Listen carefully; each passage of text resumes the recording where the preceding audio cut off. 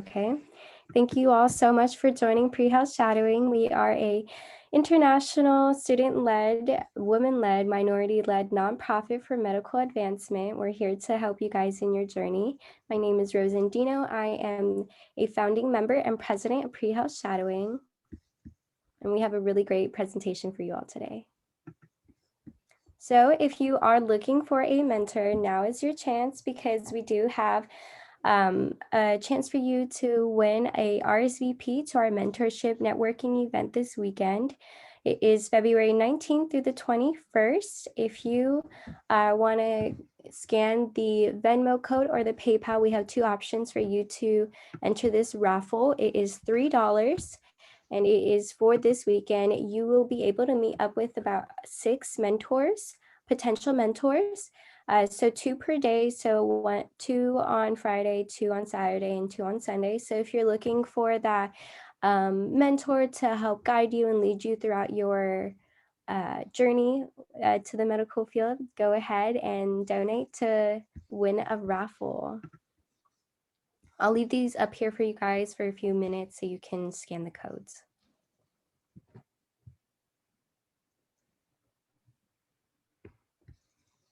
Okay. We do have closed captionings available for anyone who would like it. And if you have any suggestions, comments, concerns, or anything like that, you can email us at info@prehealthshadowing.com. So where are you guys hosting today, or where are you guys from? You can go ahead and drop it in the chat. Pre-Health Shadowing is located in California. We are a California-based.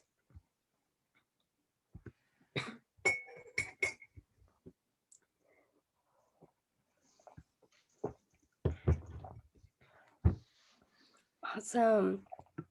Sorry guys, I'm losing my voice. So if you want to stay in the loop with Pre-Health Shadowing, we do have Instagram and TikTok where you can follow us and receive all our notifications if you press notifications for us. You can also win a chance to be on our social media if you submit a TikTok or a post that you would like us to repost. You can just either DM us or email us at prehealthshadowing.com. We do have some really great opportunities for you guys. We have a partnership with Kaplan, and if you respond to our survey, you'll get a 10% off of Kaplan courses and get free study guides for multiple tests like the MCAT, GRE, PCAT, NCLEX, and more. We also have another great opportunity for you guys if you want to join our partnership with Fem Health. Usually it's about $50, but we do have a discount code. If you click the link that is being sent out in the chat, you can meet with wonderful women-led people who are multimillionaire people who someone's also been on Shark Tank. Like, you get to meet all these wonderful people and mentor them as well, and just really network. If you want that chance to network, then go ahead and click the link. Okay, so this is our Fem Health again. We want in on one of our 15 scholarships to the Fem Health, then you can go ahead and submit that. And if you want, you can also submit a 350-word essay or a 2-minute video with answering these 3 questions, and you will be able to potentially win that in our raffles.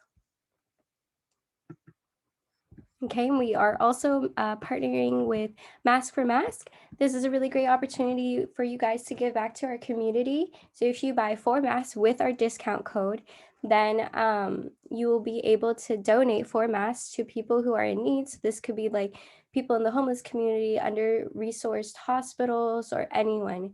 And they have some really cute designs. Masks have become sort of a part of our daily wear because of this COVID pandemic. But if you do buy the mask, then you will also be donating 10% of the proceeds to pre-health shadowing, which is going to help us to keep this opportunity for you guys free and accessible. And the discount code is PHS15. And if you're interested in becoming a part of pre-health shadowing, we do have 2 opportunities for you. You can either become a volunteer with this link and the link that's being dropped in the chat. You can help us and get volunteer hours as well. And you can do this at any time.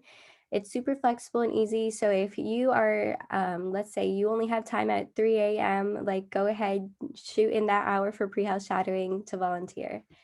And if you want some leadership opportunities and see how pre-health shadowing works behind the scenes, you can apply to become a team member, and the link is also going to be dropped in the chat. And if you are a high school student, don't worry, we have an opportunity as well for you. You can apply to join our HTP team, where you can also gain leadership, healthcare education for pre-college learners, and then you can also apply with the same link as if you were joining to be a team member. You'll just be automatically transferred to the HTP team if you are accepted.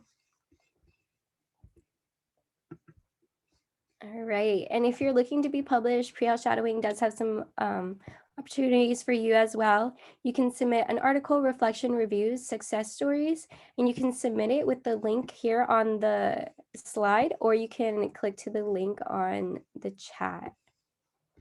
This is a really great way for you guys to have your work published and seen, and we will post it on our blog, and it will be on our official pre-health shadowing website.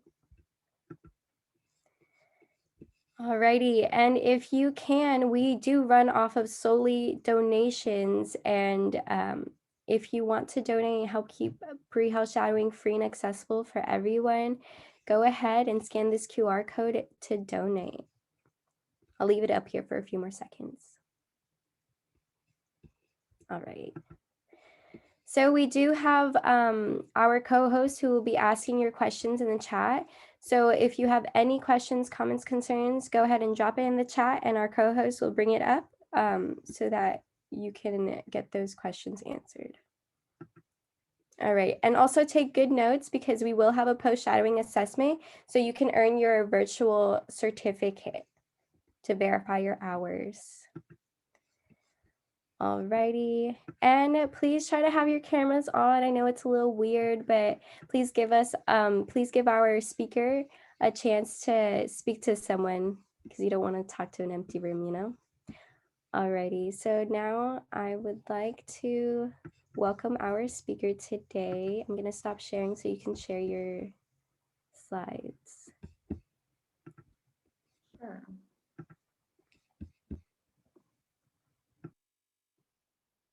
Can you all see my slides? Yes. Okay, great. So thank you so much, first of all, for having me. I'm so excited to see all of you students here.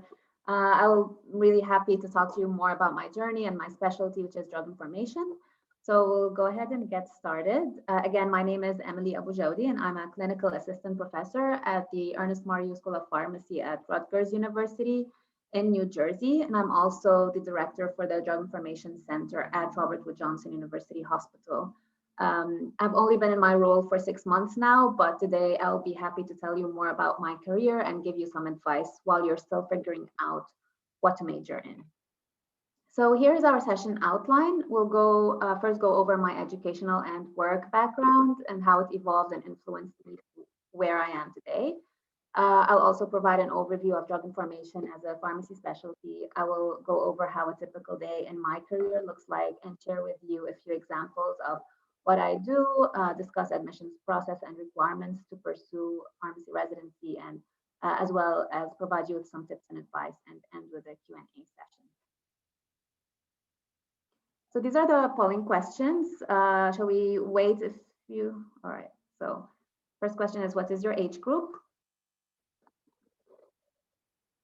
This will help us better with demographics. So it seems like the majority are between 17 and 21. Okay.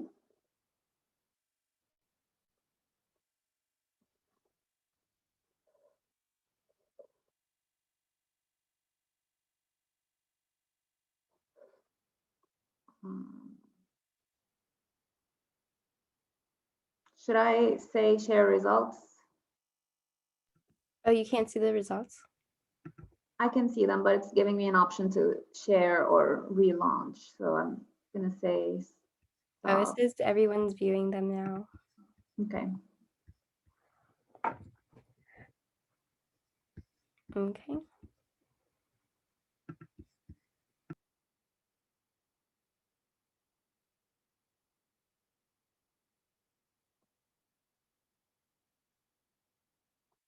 Shall we move on to the next question? So the next question is, which major are you leaning towards? Med school, nursing school, pharmacy, other health path, or you're still not sure yet?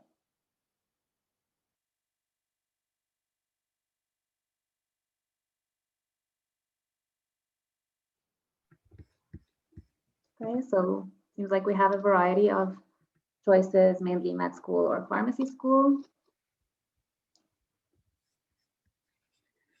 And then the third question is, how familiar are you with drug information as a career in pharmacy?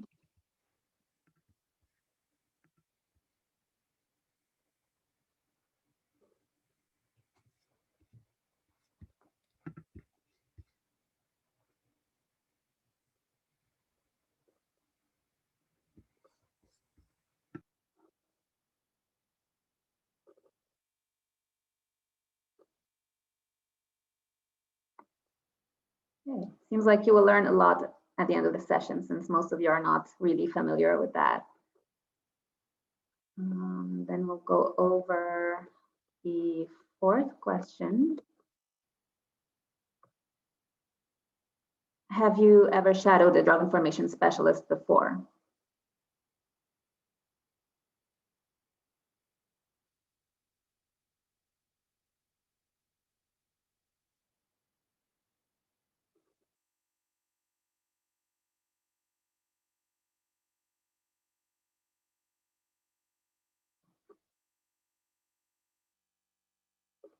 Okay, great. So it seems like you'll get this opportunity today to learn more about drug information, and I'll be happy to give this opportunity to you. So I'll go over my education background and my work experience and how I transitioned to my role today. So I've always been interested in chemistry and biology in school, and I wanted to work in healthcare settings. Out of the various medical fields, I chose pharmacy because I liked learning more about drugs, and I felt like it was a blend of both biology and chemistry. And in addition to its flexible work hours and various job opportunities and settings. So as you know, pharmacy is a diverse and rewarding career with a lot of opportunities. And as previous speaker has already mentioned a few weeks ago, pharmacists really work in numerous healthcare environments, including community or hospitals, nursing homes, industry, colleges, and schools. So we have a wide variety of opportunities. I grew up in Beirut, Lebanon, so I attended the Lebanese American University, which was the only ACPE accredited school of pharmacy outside the United States at that time. During my PharmD, I had a lot of experiential rotations, which ranged from industrial to clinical and community settings. And I also had the opportunity to complete a few rotations at Houston Methodist Hospital as part of my PharmD program. So after graduating in 2014, I wasn't quite sure which route to take. Pharmacy, as I mentioned, has a lot of different fields. And at that time, I wasn't really interested in residency, primarily because it required me to live away from my family for at least 1 to 2 years. And we did not have residency training programs in Lebanon back then. I also thought that this might be a good time to discover more what my real interests are. So I started my position in a hospital pharmacy in Lebanon, where I worked for 3 years and a half at the Middle East Institute of Health. So I helped implement a clinical pharmacy service, which at that time in Lebanon, clinical pharmacy was still evolving. So it was really difficult to integrate pharmacists in ward rounds. At first, nurses on the floor would find it strange when I walked up and looked at patient charts, and they were also paper charts, not electronic. So, but with time, they got used to it, and later on, they requested me to stay there and constantly asked me drug information questions, after which I became an integral part of the team. I was also involved with various committees. I helped update policies and procedures. I worked on medication safety alerts. I gave educational sessions to nursing and medical teams, and I co-precepted pharmacy students. This is when I developed my passion for medication safety, drug information, and teaching. So I decided to pursue further training to improve upon my skills and expertise, in addition to the fact that this would help me achieve my long-term goals of academia and research. I completed my PGY1 residency training at Ascension Via Christi in Wichita, Kansas, and it was a bit challenging at first to transition back from a working pharmacist to a resident receiving feedback, learning US brand names all over again and guidelines, and getting used to a whole hospital system and culture. I had a variety of experiences ranging from internal medicine to pharmacy administration, to pediatrics, infectious diseases, emergency medicine, psychiatry, ambulatory care. And I also completed a research project on the use of order sets and their efficacy on treatment outcomes in patients with pneumonia. I also completed a teaching certificate with the University of Kansas, and I really enjoyed the various rotations, but my passion for medication safety and drug information kept growing, hoping that one day I'll be able to make a change on a system-wide level and implement policies to benefit the largest number of patients. Also, direct patient care stressed me out, and I felt more comfortable working on projects and administrative work. So I applied to residencies in drug information and medication safety. And luckily, I had the opportunity to complete a residency in both through the Medication Use Safety and Policy Program, which was a brand new ASHP program, and it combined drug information, medication safety, and clinical informatics. So most of the drug information residencies are now shifting to this mixed program. So I matched with the MD Anderson in Houston, Texas, and over there I was able to enhance my knowledge, not only of medication safety and drug information, but also in oncology and in high-risk populations where medications are costly and many are still in development with very little evidence for efficacy and safety. So this is when I was able to utilize my medical information or medical literature evaluation skills and learn to make a decision based on evidence. I also completed the quality improvement project, and I also had the opportunity to teach, give didactic lectures, CE presentations, and co-precepting students as well. Now, after I completed my PGY2 residency, I took on the role of the director for DI services, and I'm also the program director for the drug information residency program. But enough about me now. I just wanted you to know how it evolved and how my journey evolved to where I am today. So I will now explain to you what drug information means and how it has evolved throughout the years. So drug information was a term that was developed in the early 1960s. And in 1962, the first drug information center was opened at the University of Kentucky Medical Center. And the center was a source of comprehensive drug information for state physicians, dentists, and nurses. Another goal was to take on active role in the education of health professional students, including medicine, dentistry, and nursing, and specifically influence the pharmacy students in developing their role as medication consultants. So several other drug information centers were established later on. Now, here's a polling question. What do you think is the main role of a drug information pharmacist?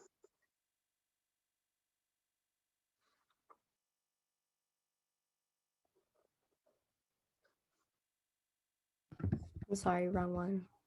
Yeah, no problem.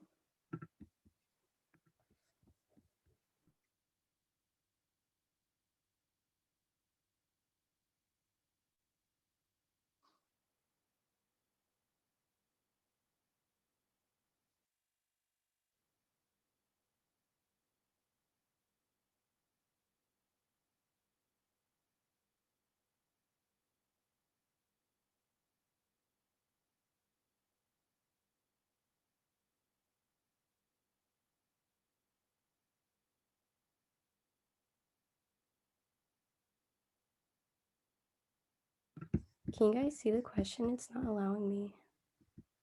We can't really see the question that's on the slide.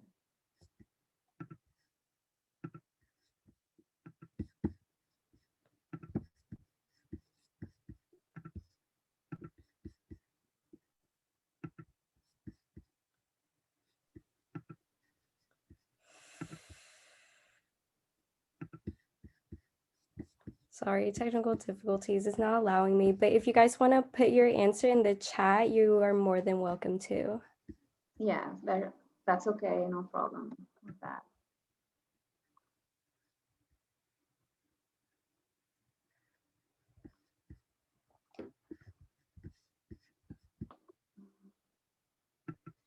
Trying to look at the chats. Okay, so most of you are saying D, which is all of the above.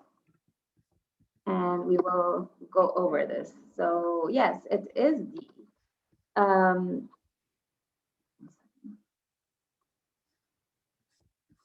Yeah, so to give you some more what drug information really is, it is among the most fundamental responsibilities of all pharmacists. So all pharmacists must be effective drug information providers regardless of their practice site. And developing the skills of an effective drug information provider is the foundation for the pharmacist to be a lifelong learner. It may be patient-specific or developed for a given patient population, such as the development of therapeutic guidelines, coordination of an adverse drug event reporting and monitoring program, or even publication of newsletters or updating websites. So the pharmacist can serve as a resource for issues regarding cost, medication selection and use, medication policy decisions, medical and drug information resource selection, or medication information and education. So in brief, DI or drug information is based on proper literature evaluation and providing evidence-based medicine. There are opportunities for pharmacists to use these DI skills in all practice settings, either as a generalist or a specialist practitioner. So the specialists will still be needed to operate the drug information centers and to provide leadership in the area of pharmacy informatics or poison control, pharmaceutical industry, scientific writing, and medical communications and academia.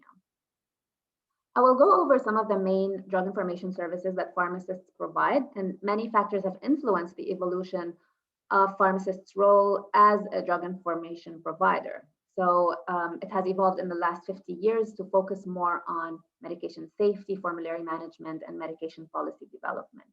So the first most basic service is answering drug information questions from patients and healthcare professionals. And we typically get questions not only from our own health system, also from other hospitals, pharmacists, and patients all over the United States. And we will go over a few examples of questions encountered in a few slides. As for publishing or editing information on appropriate medication use, this can be mainly done through newsletters, journal columns, websites, even email or social media, primarily because of the advanced medical writing skills that drug information specialists possess. Then we have critically evaluating the literature to make formulary and patient-specific decisions. And this is because we have access to multiple resources and library databases, and we have the skills to complete an in-depth search and make an informed decision. Now, for the developing and educating healthcare professionals on medication use policies and guidelines, we also do that through help guide therapy based on specific drugs available at the hospital, switching from IV to oral therapy, dosing and dose adjustment charts, in addition to any legal and professional responsibilities of the department for certain processes and procedures. We also coordinate formulary management initiatives and P&T committee activities. So as the drug information services, as I mentioned, have shifted more towards health systems rather than centers answering questions only, formulary management and coordinating the P&T activities have become some of the major duties of a drug information specialist. So here is another polling question. Do you know what a pharmacy and therapeutics committee is?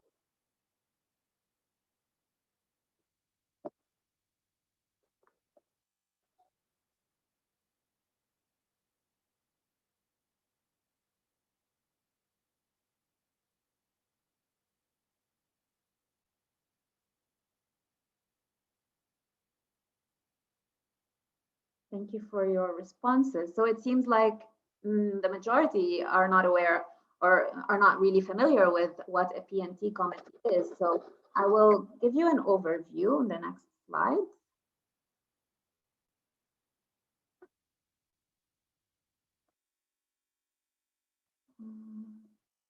Okay.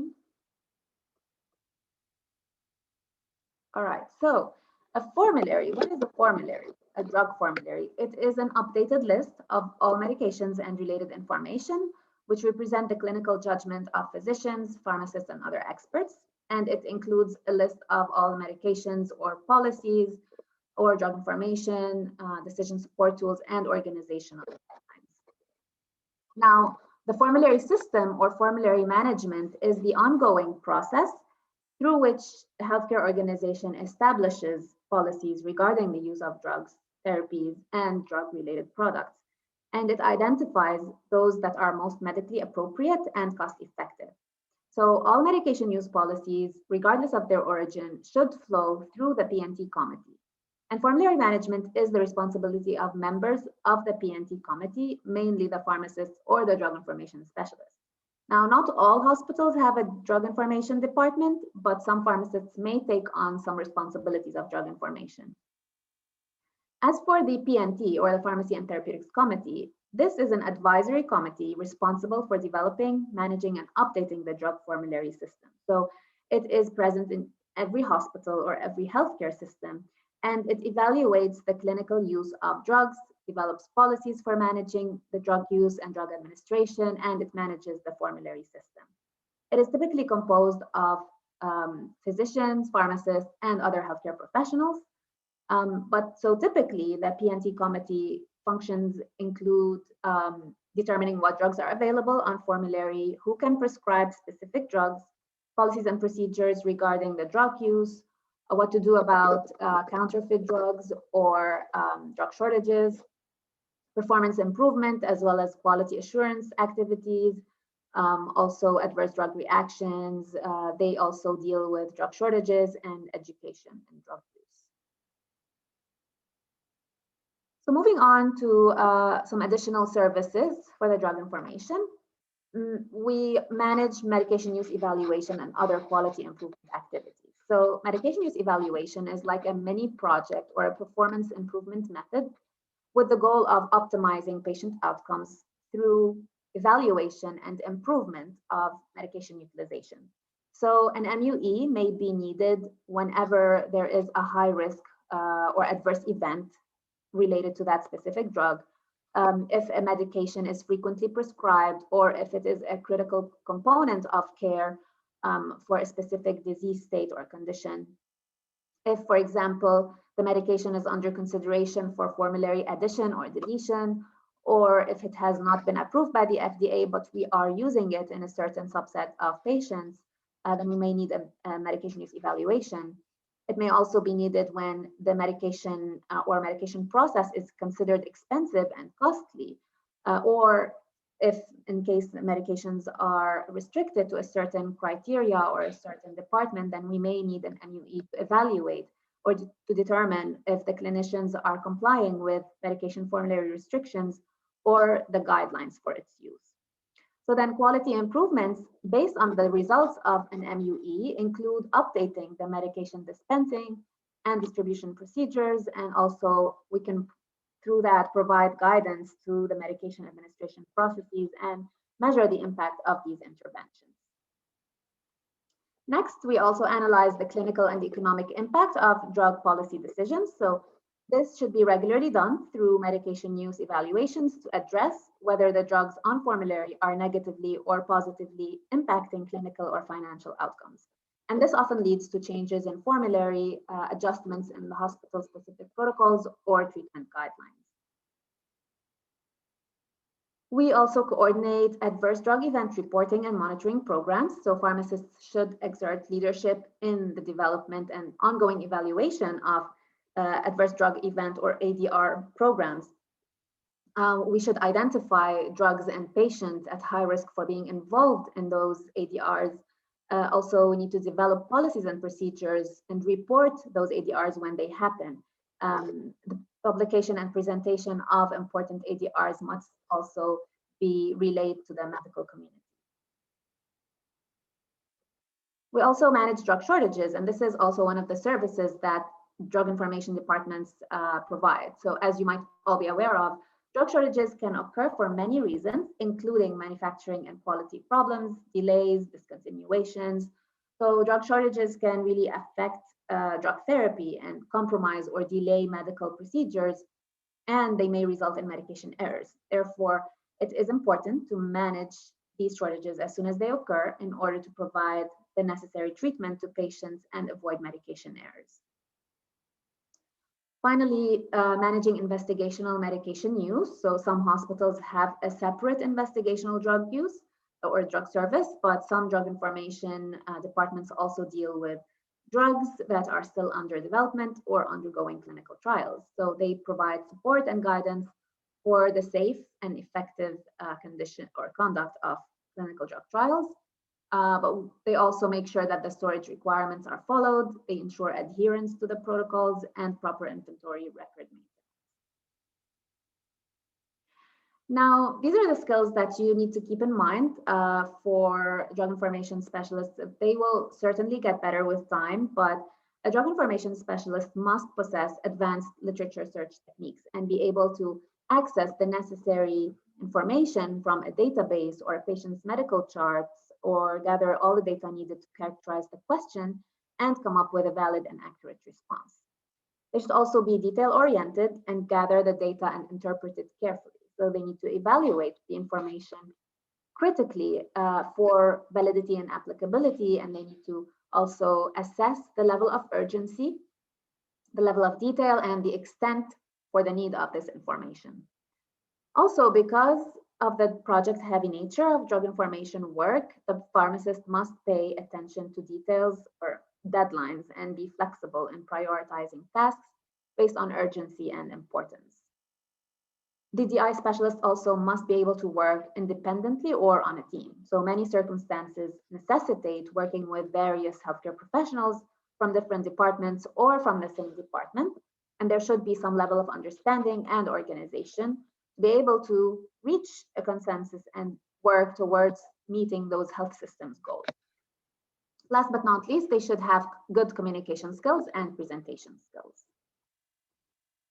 So I guess that's the last polling question that we have for today. A drug information pharmacist can work in which of the following settings? Hospital, pharmaceutical industry, medical publishers, or all of them?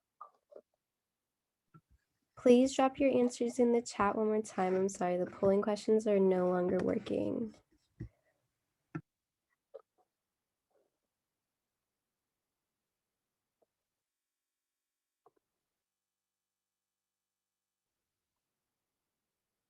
Great. So it seems like most of you are choosing D, which is correct. And we will go over what types of work or opportunities we have. So drug information was the very first ASHP accredited pharmacy residency. And although there has been a tremendous shift towards more clinical-based residencies, drug information remains an important subset of pharmacy, and it's also a specialty by its own. So as we saw earlier, the role of the drug information specialist has changed from an individual who just specifically answers questions to one who focuses on the development of medication policies and formulary management. So after completing a drug information or a medication use safety and policy residency, pharmacists may wonder what career opportunities are available.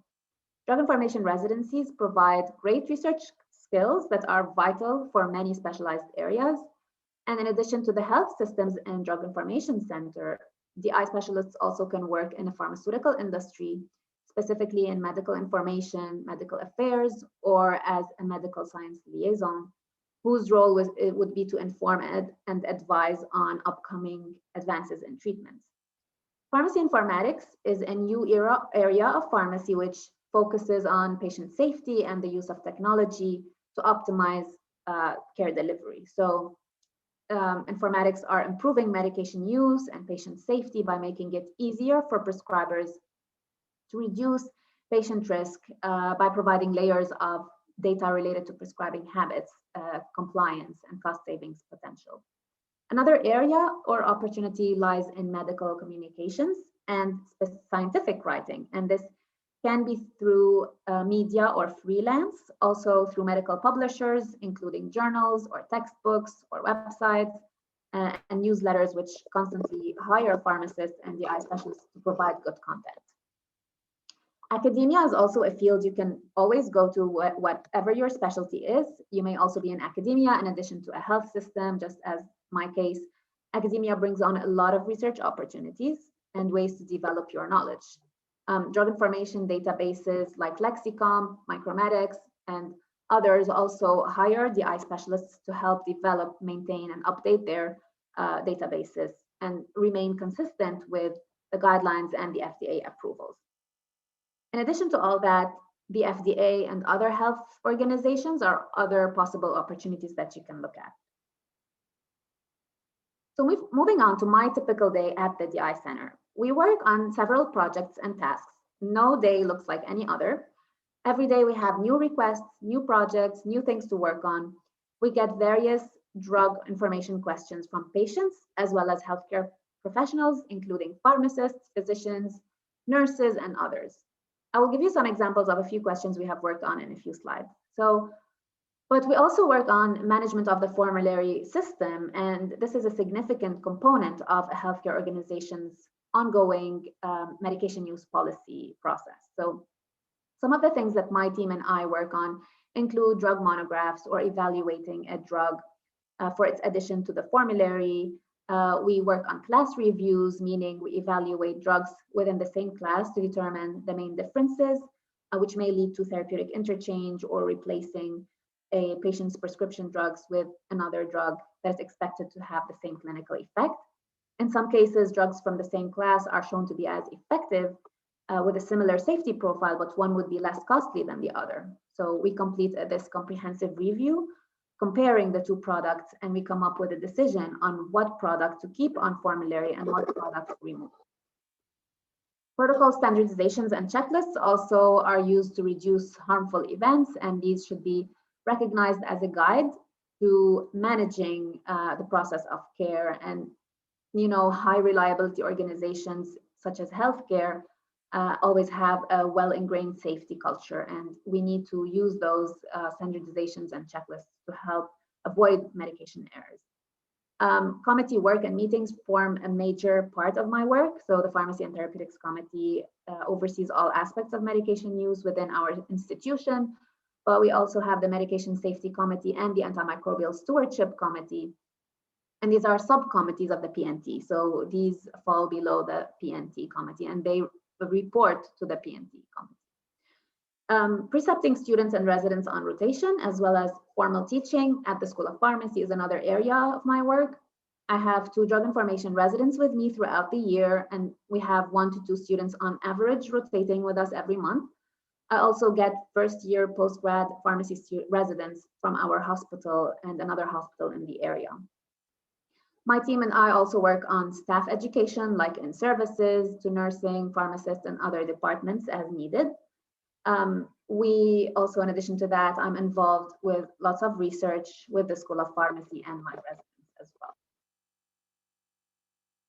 So these are just some examples of a few drug information questions we typically get at our Drug Information Center. Some are straightforward and can be found within the published guidelines or on a drug database such as Lexicom, but others are more complex and require more thorough review of the literature. Some of these questions even do not have a definite answer, so we will need to weigh the benefits versus the risks most of the time. Questions range from allergy questions to dosage, drug interaction, other miscellaneous questions, as you can see below. Also, some of these questions lead to creating protocols or comparison charts to be used in the hospital in order to facilitate work and avoid medication errors. Also, whenever a medication error occurs, we work on forming like a chart or a dosing chart. Let's say the error was in dosing, then we would form a dosing chart to facilitate this for the prescribers and avoid medication errors in the future. The most important thing you need to know is you need to know which resources you can use for each type of question. And there are multiple sites or literature, including primary, secondary, and tertiary sources. So questions from patients. These are also some examples of questions that we get from patients, and I would like to highlight the second question on alpha-gal. So I'm sure most of you are not familiar with alpha-gal allergy, and it is a mammalian type of allergy, which has been recently implicated in delayed anaphylaxis reactions to mammalian meat.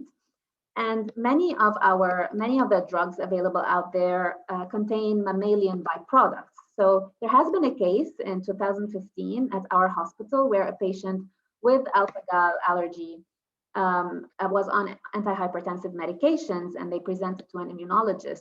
So the medications contained some components that were derived from mammals. And the Drug Information Service at that time proceeded to create an alpha-gal content database to support the selection of specific regimens for those patients with alpha-gal allergy.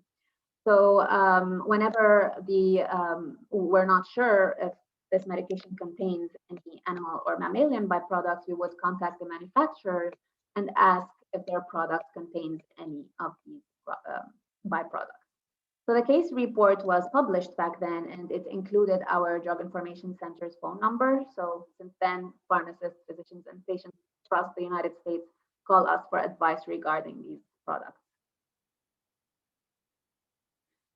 So here are some project examples as well. A drug monograph. These are the main sections of a drug monograph. For those of you who do not know what a drug monograph is, it is a checklist of various aspects of the drug, as you can see in the slide. And the pharmacy and therapeutics is deciding whether to add the drug to the formulary. So we create a drug formulary monograph to help make an informed decision. And the goal of the monograph is to evaluate the efficacy, the safety, and the cost impact of the requested drug, and to determine if and how it should be used in our patient population and how it can be safely used in our medication system.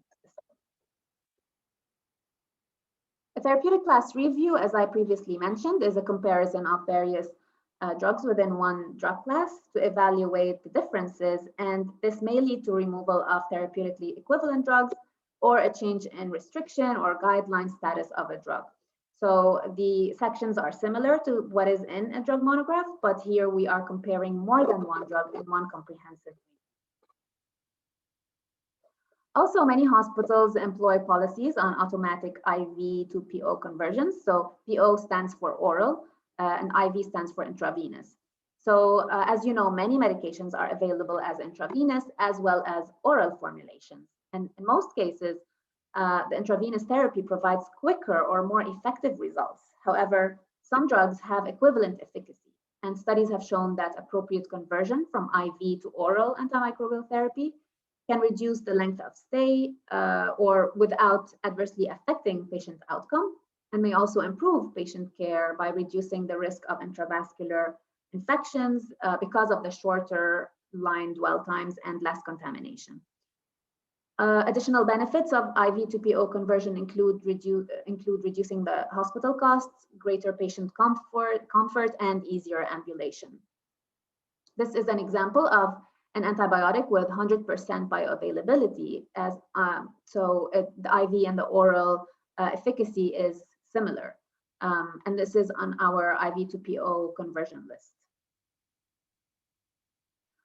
We also review the ISMP and FDA safety alerts and present them at the P&T committee meeting, as well as the Medication Safety Committee. So ISMP stands for Institute for Safe Medication Practices, and these alerts aim at increasing patient and medication safety awareness, and they allow us as a healthcare system to make recommendations in order to avoid similar errors in the future. One of the alerts by ISMP back in September was regarding the wrong route errors with tranexamic acid. So in the United States, bupivacaine and ropivacaine, which are local anesthetics, are packaged in vials that have the same blue color cap as tranexamic acid, which is a drug used to control bleeding. But a similar packaging may make it more difficult to differentiate one drug from the other. So in this report, they describe cases of accidental spinal injection of tranexamic acid instead of the local anesthetic intended for regional anesthesia.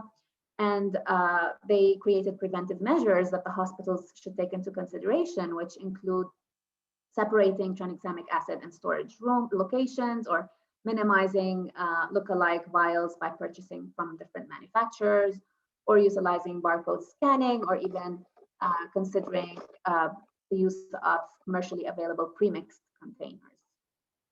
As for the FDA alert on the right, the FDA is alerting healthcare professionals to labeling updates for the preparation of vinca alkaloids, which is a group of chemotherapy agents, and to reduce the potential for unintended intrathecal or spinal administration, which causes death or severe neurological injury. The FDA is working with drug application holders to remove instructions for preparation of these drugs by syringe, and they are only recommending preparation in IV infusion bags. The Naranjo algorithm is the gold standard or it's a questionnaire for determining the likelihood of whether an adverse drug reaction is actually due to the drug rather than just a result of other factors. So here we answer a few questions, and based on the results, the score would tell us if that ADR was probable, definite, possible, or doubtful in relation to the drug. So if that reaction was definitely related to the drug or not.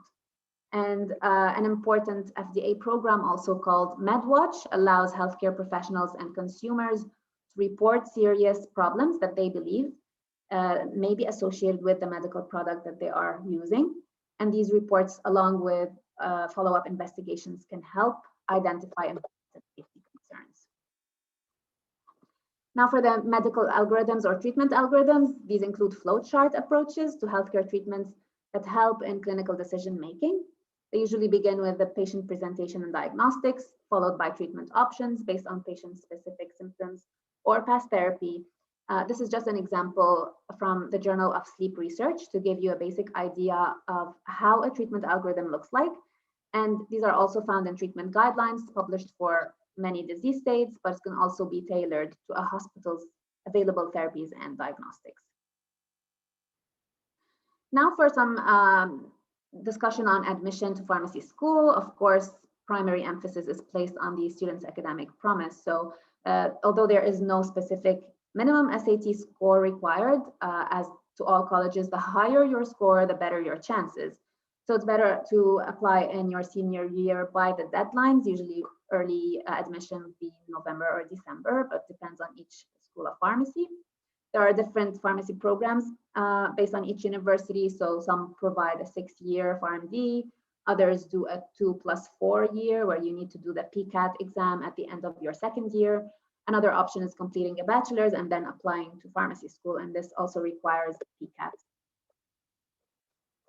Also, for admissions, they would consider qualitative factors such as good personal essay or extracurricular activities, such as also work experience, community service, and other indications that make you a well-rounded applicant. Try to be involved as much as you can. Also, clubs and organizations. You can get involved in any club that interests you, or take part in any events, fundraisers, volunteer work, etc. On-campus jobs as well can help you with, in addition to healthcare-related organizations, such as joining APHA, for example, or being a part of it, volunteering, or helping organize some events. After completing your PharmD, you will have the opportunity to apply for a PGY1, which is usually a general residency, including different inpatient and outpatient clinical rotations. A drug information residency is a specialized residency, and in most cases, it requires a PGY1 completion prior. Our program does not require a PGY1, but many of the drug information programs are now shifting to the medication use safety and policy, which combines drug information, medication safety, and clinical informatics. But for more information on this, I would advise you to refer to the ASHP website. But in addition to all these requirements, you will also need good letters of recommendation. Research and work experience are preferred most of the time. Also, these opportunities are available for you even if you did not pursue drug information residency training, but most of these are also opportunities still applicable after the eye training. So these are many opportunities that pharmacists can go to after pharmacy school. So after all this, my main advice to you is to network with other healthcare professionals at conferences. One of the best ways to keep up with the pharmacy profession or discover your interests is to attend conferences whenever available to you. So they provide the opportunity to meet industry thought leaders, establish relationships, catch up with industry trends. And as you know, pharmacy is a small world, and sometimes whoever you meet at a conference may help you get into a residency or a job, or it's always better to network. Also, I would advise you to join pharmacy organizations such as the APHA or ACCP or others. This allows you to network with other professionals as well as develop your leadership skills. But don't just join an organization, challenge yourself to become involved in it. So the more you put into the organization, the more you'll get out of it. Community service also helps get you involved as well, and it helps boost your CV. In addition to that, consider presenting a pharmacy poster at an CSP or APHA conference. You will often have great discussions about your poster and may get your name out there. Shadow someone, whether it is a pharmacist or a technician or a physician or a nurse, so you can get an idea of how their typical day looks like and whether you see yourself in their shoes or not. And this can tremendously impact your decision. If you get into pharmacy school, I encourage you to work part-time as a pharmacy technician in a community or a hospital pharmacy, and this allows you to improve and learn as you go. And lastly, you need to discover your interests and what you really want.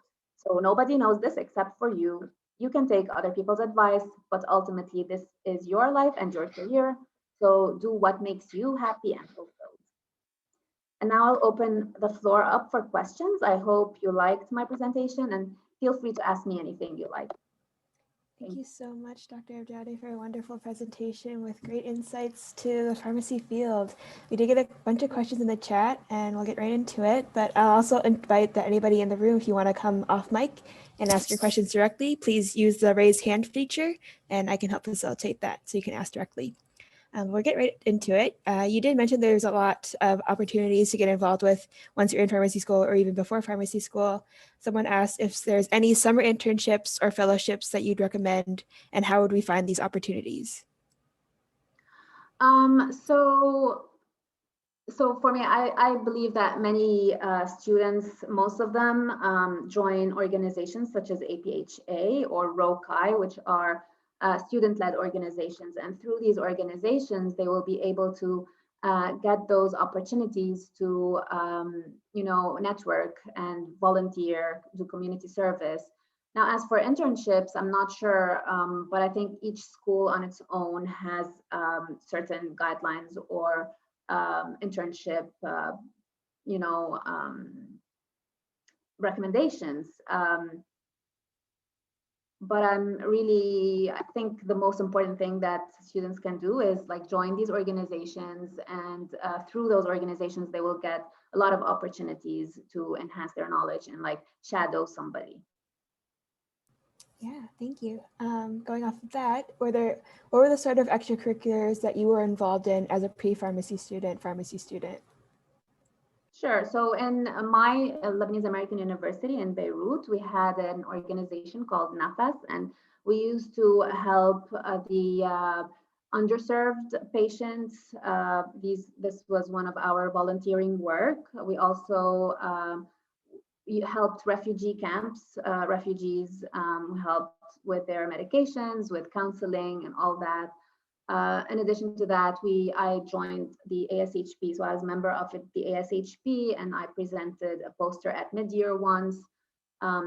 But here in the United States, you also have much more opportunities that you can be part of. So extracurricular activities all include like volunteering, community service, any organization in your area.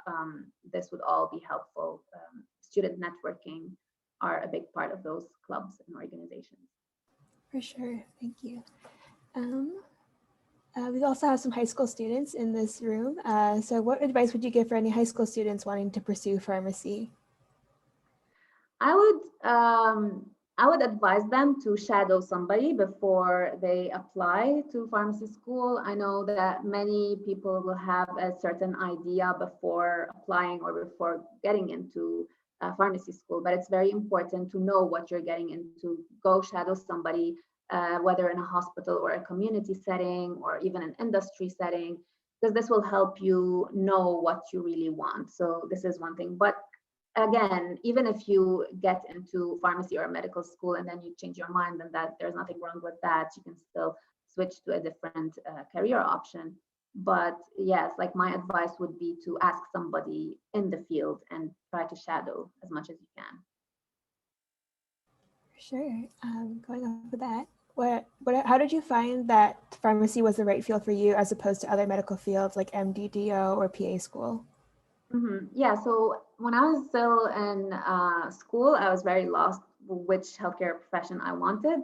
But I really was afraid of blood, and I did not see myself in like a very critical, medical field. So I chose pharmacy because I also liked learning more about drugs. I liked helping patients, but at the same time, I liked working on projects and like combining research and working with patients at the same time. So that's why I chose pharmacy, and I'm really glad that I did. I see that Maximilian has his hand raised. Would you like to ask your question, please? Yeah, sure. Hey, doctor. Hi. I have a pretty specific question, mostly out of curiosity, because not every day I get to talk to a clinical pharmacist. Mm-hmm. How does your team interpret the issues surrounding opioids, and what solutions are being examined regarding the addictive properties of some of these painkillers? Mm-hmm. Sure, that's a great question. I think there's a very big opioid crisis now in the United States. We had one opioid prevention program at the hospital where I work, but I'm not really involved in it. But of course, clinical pharmacists are always involved with trying as much as they can to limit the use of opioids. We have clinical pharmacists rounding on the floor with physicians, and I understand that many cancer patients require opioids and for pain relief. However, we need to try to limit those as much as we can. So we have like many programs and initiatives that we work with in our institution to limit the use of these drugs and to be able to try to have these patients on the opioids that they really need and not more than needed, because this is really creating a big problem worldwide and in the United States specifically. So yes, there are many opioid programs out there that are helping with dealing with this problem. Great, thank you. Thanks so much Sure. for your question. That's awesome. Going off of that, has there ever been a situation where you've had to personally deal with an ethical dilemma while being a clinical pharmacist? That's also a very good question. I think we deal with ethical dilemmas a lot, but sometimes you need to treat a patient. Sometimes you do not have the medication available. You need to look for other options. Sometimes you need to choose or prioritize a patient over the other if there wasn't enough drug to treat both. These are dilemmas that we face constantly.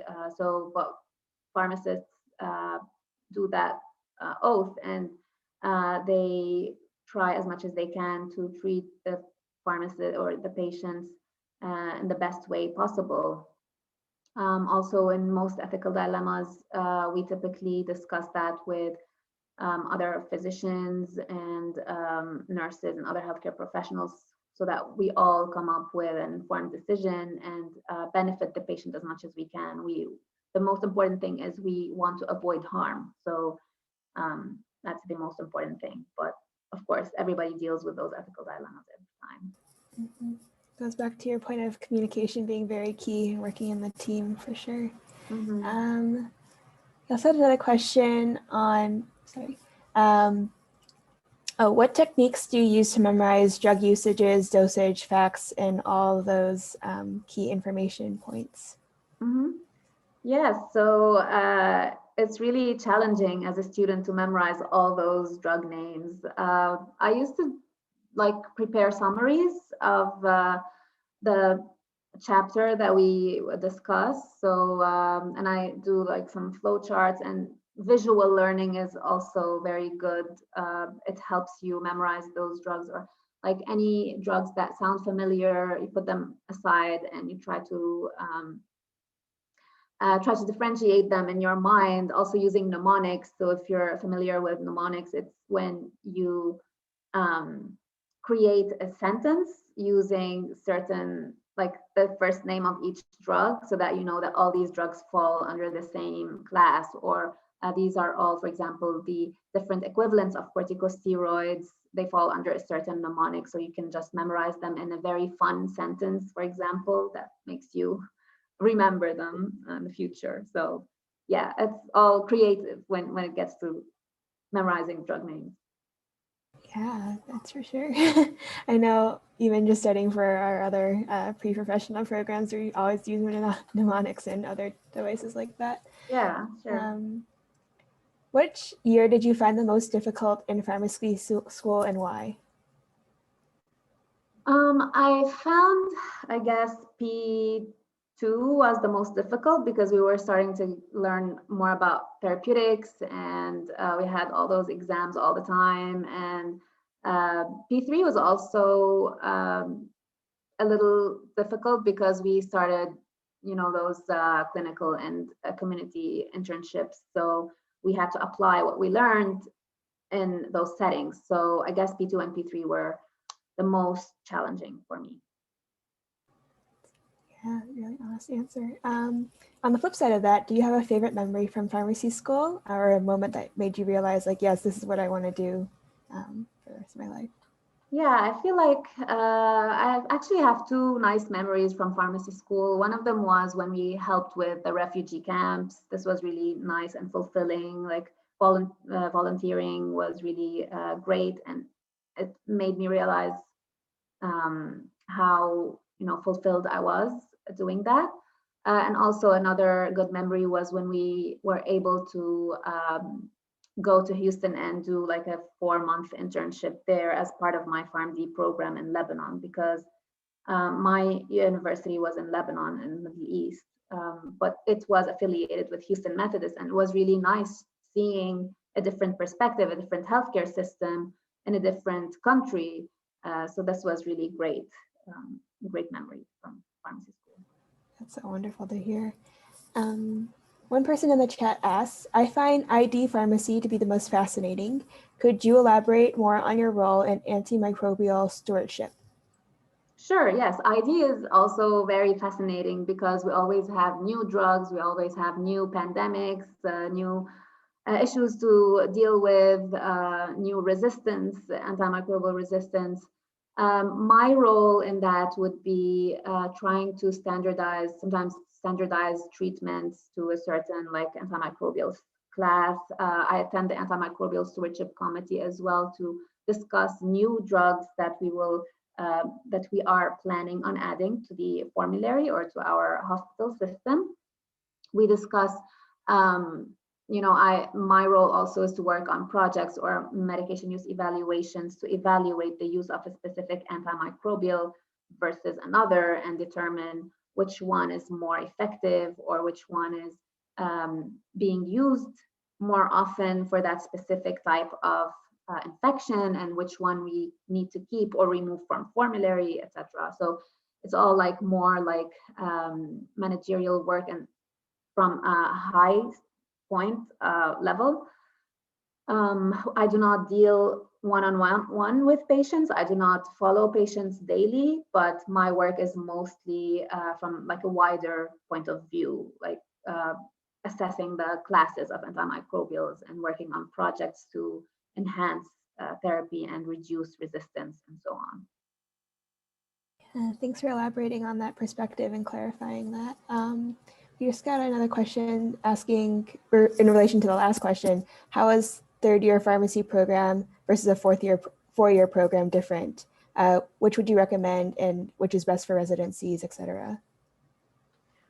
So are they asking about like the 2+4 program or? Yeah, so, a 3-year pharmacy program versus a 4-year pharmacy program.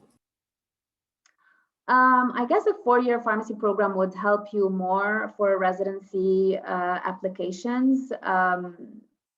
I'm not really familiar with all the pharmacy schools here in the United States, because what I did in my country was the 2+4 programs in Lebanon. And actually in Lebanon, we have an option to do a 2+3, which is a BS, and then stop there, or do 1 year extra, and this would be the 2+4. But really, I'm really not really sure if the 3 or 4 would be better. I would say the 4 would be better, but I can get back to you on that question. Yeah, or maybe to elaborate on that more, is there a reason why you chose the 2+4 year rather than the 2+3 year? Yes, so my choice about the 2+4 year is because in the United States, you cannot work without a PharmD now. So the PharmD is a necessity. The BS is, you can work in Lebanon with a BS, but in the United States, if you're planning on staying in the United States, you need this 4 year, which gives you the PharmD program. So I don't know if the previous speaker was asking about this 3 year that was outside the United States, because in the United States you need those total of 6 years of pharmacy school. So, right. Yeah, if that person wants to clarify in the chat, they're welcome to do so. But Right, thanks for yes. clarifying that already, Doctor. It's certainly an important distinction to make when considering where you want to practice. Yes. Another question we got is, what advice do you have for someone who is preparing for a pharmacy admission interview? Sure. So for a pharmacy admission interview, I would make sure that, well, try to practice first with somebody, try to anticipate some questions that the interviewers would ask you. Make sure that you know what you've done in the past. Remember all those projects or presentations that you worked on. Make sure that you know your goal. So when they ask you what your goal is, just know what you want and be firm and confident what you want to pursue in the future. Also, in preparation for that interview, make sure that you've been involved in some clubs or organizations or volunteering work, because this would also help get you into that interview.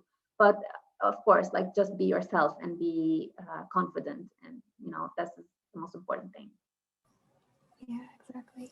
You also talked a lot about shadowing or finding mentors. Was there ever a role model in your life that really motivated you to pursue pharmacy? And what kind of qualities do you suggest indicate a good mentor or role model? Sure. So, and when I was in school, well, actually, I did not have anybody who was in pharmacy. So I chose that on my own. I didn't have anybody who was like a role model to me, because my family is mostly in tech and engineering. So they were really on the other side. But I was more interested in healthcare, and people around me used to make comments about, like, go into pharmacy school, go into medical school. I really followed my gut and followed my interests and went through this path. But then, of course, I met a lot of mentors on the way in pharmacy school, and many of my professors served as leaders, and I would always go back to them and ask them what they thought of like a career goal and so forth. And I think a mentor should have qualities such as they should be able to listen, to understand you, to serve as a role model, to be available for you whenever that you need them. They need to be a good leader, so they should lead by example, and they should show you how they've gone so far and how they got to where they are today. So I encourage all of you to have a mentor and somebody who you can go back to and ask for any advice. Thanks for that advice. We have another question related to, if you come across something that is unfamiliar or that you don't know, what is kind of your process in order to figure out what it is, and who do you consult? Sure. So it's very normal to get asked questions that we don't know. And there's nothing wrong in saying, I don't know, I will get back to you later. So this is the typical answer that we give whenever there's something we are not sure of. We would go back to the references that we need to go to. So whether it is a clinical reference or a database or a person that we need to ask, depending on the question being asked, I would go back and give a definite answer, better than giving a wrong answer and regretting it later on. I need to give a right, correct answer, especially that we're dealing with patients and we cannot really give just random answers just to say we know the answer. Well, there's nothing wrong with saying I don't know, I'll get back to you. Yeah, that's such an important thing to hear and also try to practice. Related to that, we also had another question. Do you consider your profession as more diverse and inclusive of minorities than other medical professions, or what's the kind of background in the overall pharmacy industry? Sorry, I need to listen to that question again. Can you repeat that? Do you consider your profession as more diverse and inclusive of minorities or as other medical professions? Sure, I think that, well, our profession is diverse. I feel like it is similar to every other healthcare profession. It is diverse, and we have a lot of minorities. We work with a lot of different aspects, different patients, and we also in the pharmacy profession here in the United States, we have pharmacists from all over the world, from the United States, the Middle East, etc. They have different backgrounds, different interests, research, or a community or hospital, and each of those works with other patient populations.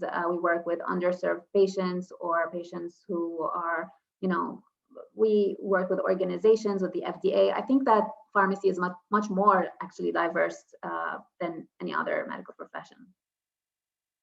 It's really wonderful to hear. Going off of that, was there anything that you didn't expect going into pharmacy? It was a lot of study. It had a lot of studying. So I was expecting that I would be busy studying all the time, but it was like more than I expected. There were a lot of exams and time. I mean, most of the weekends I would stay home and study. I wouldn't really go out much, but don't let this put you down. I mean, one day you will get done and be happy that you did what you did. So, but yeah, I mean, there was a lot of studying involved. Yeah, for sure. That's do you have any ideas of how practicing pharmacy might change in the future, especially with the prevalence of AI and robotics and new technologies?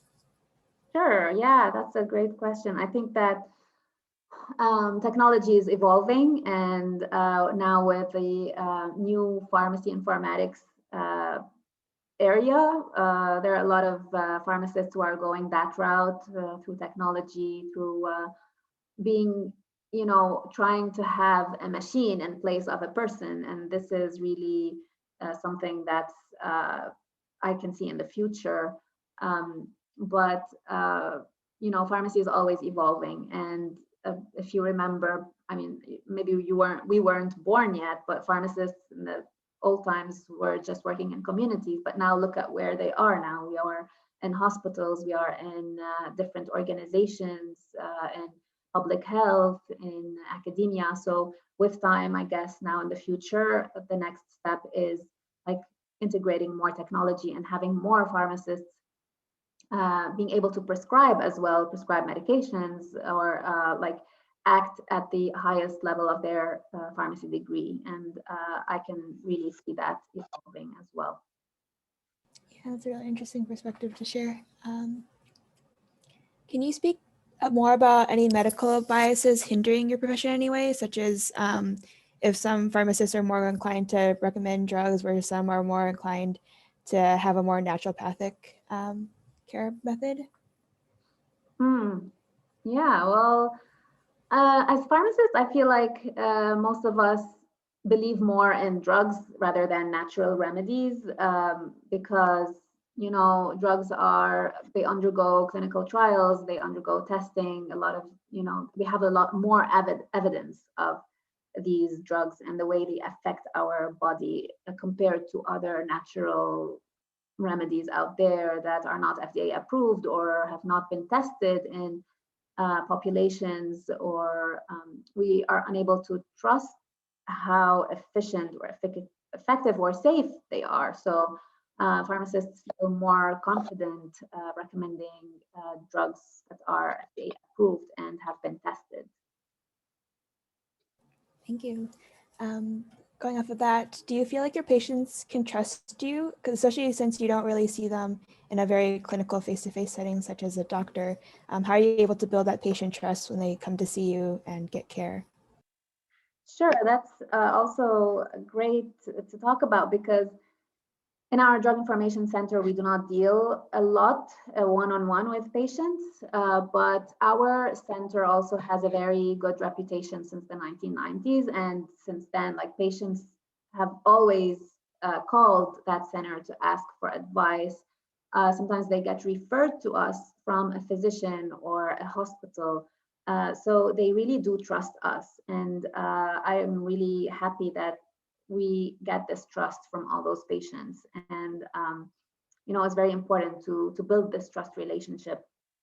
But yeah, I mean, I've only been in my role for 6 months in that area, but I can see so far that all patients really trust us and they ask us these questions all the time. Yeah. Okay, well, one last question. Looking back, is there anything that you would have changed about your career, any choices that you made, and any advice that you'd like to give us? I don't think I regret anything in my career choice. Well, sometimes I say, why didn't I do residency straight from pharmacy school? I could have saved 3 years from my life. But when I look at it on the other side, I see that these 3 years at the beginning were what urged me and encouraged me to pursue residency. And then these 3 years were not just a waste of time. These were more like experience to me, and they helped me know what I wanted in the future. So I really don't think that I would have changed anything in my career, and I'm really happy where I am today. So yeah, that's it, I guess. That's so important to hear. I know there's many of us that are considering gap years or what should we do in this time between. So it's really encouraging to hear that it's okay to take a bit of a break and that something good can come out of it, for sure. Sure. As we wrap up here, is there any final advice that you'd like to give us as pre-pharmacy, pre-med students, pre-health students? I guess the most important thing is to follow what you really like, follow your passion. And if you're still not sure what you want to do, ask somebody or a healthcare professional that you know. You can shadow them, you can ask them what they do, learn more about their profession, and get involved with the extracurriculars to really know if you belong there or not. So this is probably one of the best advice that I can give. Thank you so much. We really love that presentation. I appreciate you talking to us and speaking to us and sharing your wisdom with us. Okay, so right now we're going to do a little reflection for you students. You can write this in if you're doing it in a journal or if you just want to answer it in your head. But we have some questions for you guys to reflect and just think about today's session and your goals. So I'll leave these up here for a few minutes if you want to, if you want to write them down.